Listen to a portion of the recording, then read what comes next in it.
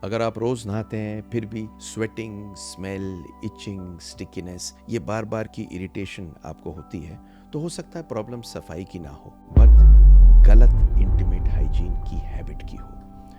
आज सच बताऊं, बहुत से मेल्स एक्सपेंसिव परफ्यूम्स यूज़ करते हैं, महंगे महंगे फेस वॉश लगाते हैं। कभी कभी जब पार्लर में जाता हूं देखता हूं कितना सब कुछ कराते हैं, पर बॉडी के सबसे सेंसिटिव एरिया की केयर गलत करते हैं या नहीं करते हैं या इग्नोर करते हैं। और इस वीडियो में आपको 9 ऐसे कॉमन गलतियां बताऊंगा जिसकी वजह से smell, fungal infection, itching, rash, embarrassment का बार बार का रीज़न बन जाता है। और एंड में दूंगा एक simple daily doctor routine habit जो आपको यूज़ करनी है। स्क्रीनशॉट ले लेना।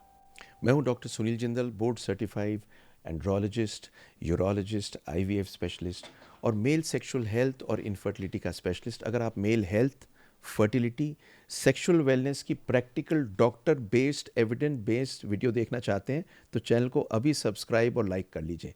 मैं आपको ये सब देने जा रहा हूं।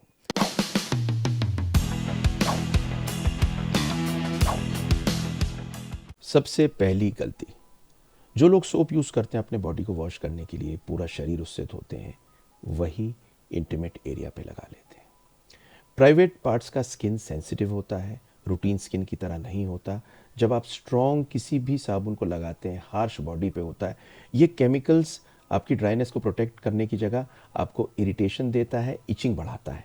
बहुत लोग सोचते हैं कि ये स्ट्रॉन्ग सोप है, जितनी ज़्यादा रगड़ूंगा उतनी बढ़िया सफाई होगी, पर ऐसा नहीं है, उतनी ज़्यादा डिस्टर्बेंस हो जाती है।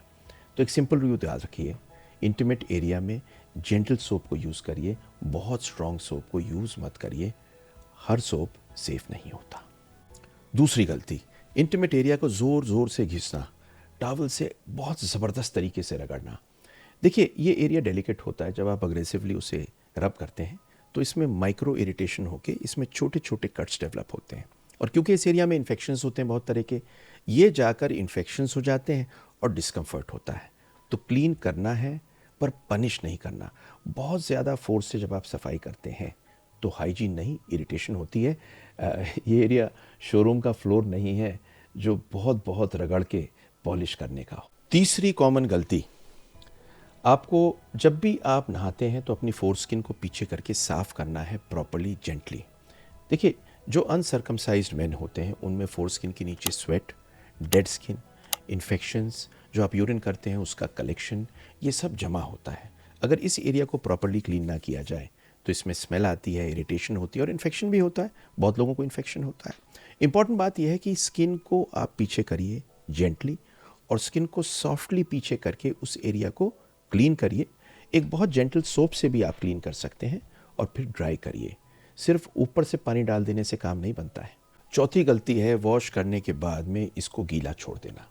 देखिए, जहाँ भी मॉइस्चर होगी वहाँ पर हीट फंगल इन्फेक्शन बनाएगी। देखिए, आपके जितने लोग ये वीडियो देख रहे हैं, आप में से ज़्यादातर लोगों को फंगल इन्फेक्शन कभी ना कभी रहा होगा। तो एक चीज़ को समझिए कि गर्मी में, जिम में, ट्रैवल करने में या टाइट कपड़े पहनने से बहुत बार यहाँ पसीना आता है और गीला होता है। तो आप क्लीन करिए। क्लीन करने के बाद में एक लाइट कपड़े से उसको ड्राई कर लीजिए। सॉफ्ट टॉवल से ड्राई करने में आप अगर इसे डैम्प नहीं छोड़ेंगे तो इन्फेक्शन होने के चांसेस कम होते हैं। यहाँ तक कि देखिए, जब आप यूरिन भी करते हैं उस टाइम पर भी ये दिक्कत आ सकती है, इसलिए क्लीन करना ज़रूरी है। मेन में जो सरकमसाइज होते हैं ये दिक्कत नहीं होती। बड़ी इंपॉर्टेंट समझने की। और एक बात आपको और बता दूं, जान के ताज्जुब होगा, सरकमसिजन जिन आदमियों का होता है उनमें पिनाइल कैंसर नहीं होता, और जिन लोगों में सरकमसिजन नहीं होता उन्हीं में पिनाइल कैंसर होता है। पांचवी मिस्टेक समझ लो, सब लोग साफ हो जाओ, बढ़िया हो जाओ। देखिए, पांचवी गलती ये होती है कि बहुत टाइट अंडरवेयर पहनना, सिंथेटिक फाइबर का पहनना या फैब्रिक का पहनना, कॉटन का पहनना है। क्लीन अंडरवेयर रोज़ बदलना है। ये देखिए, एयर फ्लो का कम होने से स्वेट ट्रैप होता है, स्मेल होती है, इचिंग होती है, फंगल इन्फेक्शन होने का चांस होता है। और बहुत आदमी स्टाइलिश प्रेफर करते हैं, पर इंटीमेट हाइजीन में आपको ब्रीदेबल कॉटन का मटेरियल चाहिए। और एक सिंपल बात, रोज़ क्लियर अंडरवेयर, साफ अंडरवेयर पहनिए। अंडरवेयर सिर्फ फैशन की चीज़ नहीं है, ये हाइजीन का मेन टूल है। जो चीज़ पूरी स्किन को छिपा रही है उसकी क्वालिटी बहुत मैटर करती है। देखिए, छठी गलती, इंटीमेट हेयर को बिल्कुल इग्नोर नहीं करना। आपको शेव बहुत ज़्यादा नहीं करना, क्योंकि अगर आप शेविंग करते हैं तो जब आप शेव इस एरिया में करते हैं, यहाँ पर ऑलरेडी इन्फेक्शंस होते हैं, उनके रूट्स में कई बार इन्फेक्शन जाने के बाद में छोटे छोटे पस्ट्यूल होते हैं और ये फैल जाता है। तो आप इसे ट्रिम करिए, बहुत ज़्यादा शेविंग मत करिए।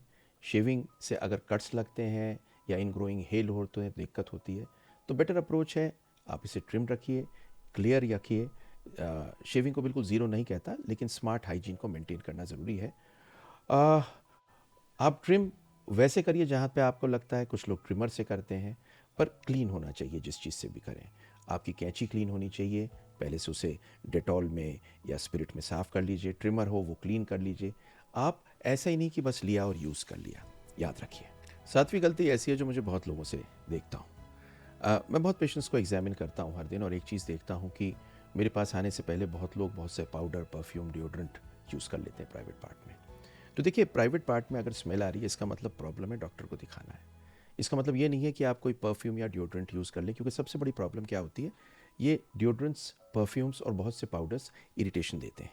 और जब ये इरिटेशन देते हैं, स्मेल को शायद कम कर दें, वो भी नकली होती है, और दिक्कत देते हैं। देखिए, ज़्यादातर जो फंगल इन्फेक्शन होता है उसमें इचिंग होती है, स्मेल होती है, वाइट कलर का लिक्विड आता है, पर बहुत बार फंगल इन्फेक्शन या किसी और इन्फेक्शन में नहीं आता। तो प्लीज़ एक चीज़ को याद रखिए, अगर ये सारी चीज़ें हो रही हैं, जैसे कि रेडनेस अगर आपको हो रही है, इचिंग हो रही है, स्मेल हो रही है, वाइट डिपॉजिट है, रैश है या बर्निंग की सेंसेशन है, तो डॉक्टर के पास 100% जाना है। स्मेल को छुपाना, इन सब चीज़ों से ट्रीटमेंट नहीं है। आठवीं चीज़, बहुत लोग जिम जाते हैं, बहुत लोग स्पोर्ट्स खेलते हैं, स्विमिंग भी करते हैं और पसीने भी आते हैं, पर उस कंडीशन के अंदर आप अगर शॉर्ट्स में हो, अंडरवेयर आपने पहनी हुई हो, तो बहुत ज़्यादा अगर गीलापन हो जाता है तो वो गीला नहीं रखना। अगर आप जिम में हैं या आप कहीं और हैं, तो आपको वो पोंछना है। पोस्ट वर्कआउट आपको ड्राइनेस रखनी है और क्लीन करना है। हर बार जब भी आप वर्कआउट के बाद हो, नहा लीजिए, नहाते समय धो लीजिए और धोते समय ड्राई कर लीजिए। अब नवी चीज़ मैं वो बताने वाला हूँ जो सबको समझनी है, मोस्ट इम्पॉर्टेंट। देखिए, ऐसा होता है, फंगल इन्फेक्शन एक ऐसी चीज़ होती है जो इस एरिया में बहुत ज़्यादा होती है। डायबिटिक्स में बहुत ज़्यादा होती है, इन्फेक्शंस में बहुत ज़्यादा होती है, और अगर आपके पार्टनर को फंगल इन्फेक्शन है तो आपको भी होगी। अनगिनत पेशेंट्स मेरे पास में आते हैं जो खुद को ट्रीट करते हैं और अपने पार्टनर को नहीं दिखाते। रिजल्ट क्या होता है कि वो खुद तो ट्रीट अपना हो रहे हैं और उसके बाद में अपने पार्टनर से वापस आ गया। तो जब आप डॉक्टर को दिखा रहे हैं तो आपको एक सवाल हमेशा पूछना है, क्या मुझे अपनी वाइफ का ट्रीटमेंट कराना है? तो हाइजीन के अलावा आपकी ओबेसिटी, डायबिटीज़, स्वेटिंग ये प्रॉब्लम देती है। और अगर ये सिम्टम बार बार आ रहा है और 2-3 बार आप ठीक करा चुके हैं, तो शर्माने की बात नहीं है, अपने पार्टनर के साथ में आपको चेक कराना है। अब एक इंटीमेट रूटीन सिंपल सुन लीजिए। मैं एक बहुत कॉम्प्लिकेटेड चीज़ को सिंप्लीफाई करके आपको दे रहा हूँ। तो पहली चीज़ है, रोज़ नहाइए। नंबर 2, माइल्ड क्लींजिंग रखिए। नंबर 3, बहुत ज़्यादा स्क्रबिंग मत करिए। नंबर 4, अगर फोरस्किन है जो ज़्यादातर में होती है तो जेंटली पीछे करके धोइए। एरिया को प्रॉपरली ड्राई करिए। यूरिनेशन के बाद में कोशिश करिए मॉइस्चर ट्रैप ना रहे। रोज़ क्लीन अंडरवेयर पहनिए, ब्रीदेबल फैब्रिक का हो, कॉटन जैसे का। जिम, स्विमिंग की स्वेटिंग के बाद में कपड़ा चेंज करिए, नहा लें तो बहुत अच्छी बात है। हेयर को नीटली ट्रिम करें, हर बार शेविंग करने की ज़रूरत नहीं है। रैंडम पाउडर, परफ्यूम या क्रीम को यूज़ ना करें। और अगर रिपीटेड इन्फेक्शन हो रहे हैं, डॉक्टर के पास जाएं और अपने पार्टनर को ज़रूर दिखाएं अगर ठीक नहीं हो रहा तो। ये गोल्डन रूल आपको देता हूँ।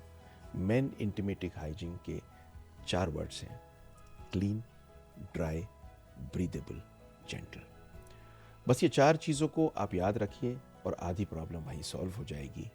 Clean, dry, breathable, gentle. और अगर ठीक ना हो रहा, अपने पार्टनर को दिखाइए। आखिर में एक ही चीज़ कहूँगा, मेंस इंटीमेट हाइजीन कोई एम्बैरेस होने की चीज़ नहीं है, बेसिक हेल्थ है। लोग इस पे बात नहीं करते। मैंने ये वीडियोस नहीं देखी थी, इसलिए मैंने बनाई, क्योंकि एविडेंस बेस्ड आपको देना चाहता हूँ। 30 से 40% आदमी ये काम नहीं करते। मैं चाहता हूँ उनके पास पहुँचे, इसलिए लाइक, शेयर, सब्सक्राइब ज़रूर कर दीजिए। और अगर आप चाहते हैं कि मैं नेक्स्ट वीडियो में आपको itching, fungal infection, best underwear और आफ्टर सेक्स हाइजीन कैसे मेंटेन करनी है के बारे में बताऊं तो एक चीज़ लिख दीजिए, पार्ट 2 आपके लिए वीडियो लेके आऊँगा, क्योंकि बहुत से लोग मुझसे यही बात करते हैं कि सेक्स के बाद में क्या करना चाहिए।